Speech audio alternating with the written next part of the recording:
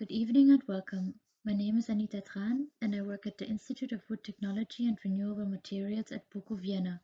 And today I will be presenting the feasibility of bonding wood at low temperatures for structural applications. Load-bearing wood materials need to be durable. Therefore, their manufacture is strictly regulated, such as in the European norm for structural finger-jointed solid timber, which requires a substrate temperature of at least 18 degrees for adhesive bonding. So in cold winter months, when wood is stored outside, this requires inline preheating prior to adhesive bonding. In our research, we are investigating whether adhesive bonds with identical bond performance can also be achieved at significantly lower substrate temperature by simply providing more time for adhesive cure.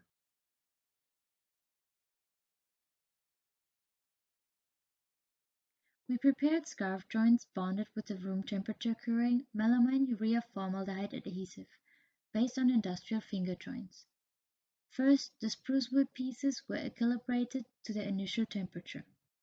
Then the MDF resin and hardener were applied on separate sides at a 1:1 weight ratio. The samples were pressed in a manual press for 12 hours and subsequently post-cured for 12 hours. There were three different temperature test series.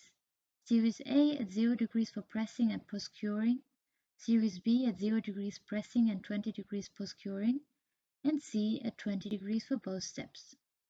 After 2 weeks storing at standard climate, they were cut lengthwise in 4 pieces with different thicknesses for testing.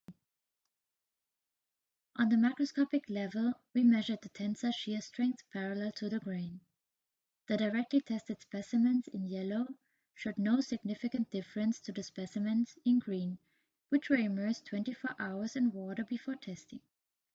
The water immersion, with the purpose to determine further influence of moisture on the bond strength, also did not lead to any visual detachment in the bond line. More importantly, the results showed no significant difference between the temperature test series. On the microscopic level, we measured by nanoindentation. This method is used to measure micromechanics by indenting with the tip into the smoothly cut surface of the specimen.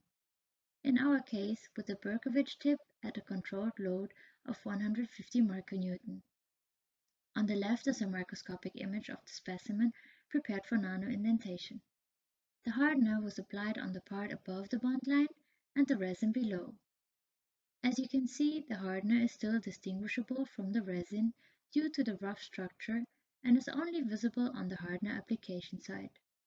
To examine possible cell wall penetration of the adhesive, indentation positions were selected in the interface cells and reference cells which are not in contact with the adhesive.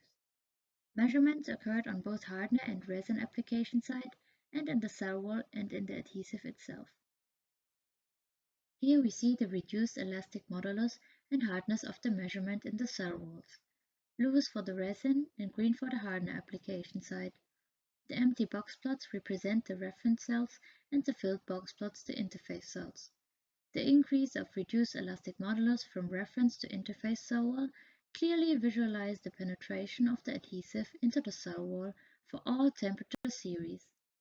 This becomes even more obvious when we look at the hardness, with an even higher increase.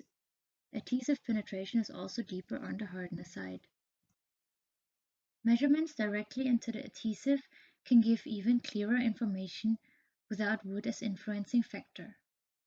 Statistical testing showed no significant difference between the temperature test series and therefore no dependence on temperature. The adhesive cured on both resin and hardener side, and only the pure hardener was less stiff, which can also be seen on this topography image with the small indent in the adhesive and the bigger indent in the pure hardener. To conclude, the substrate temperature at the time of adhesive application has least influence on the macro and microscopic level. This permits bonding at low temperatures, providing enough time for cure at sufficient temperatures is allowed. This applies to the examined specimen geometry and is possibly transferable to finger joints. Further interest will be in analyzing the temperature-dependent chemorheological properties of the adhesive.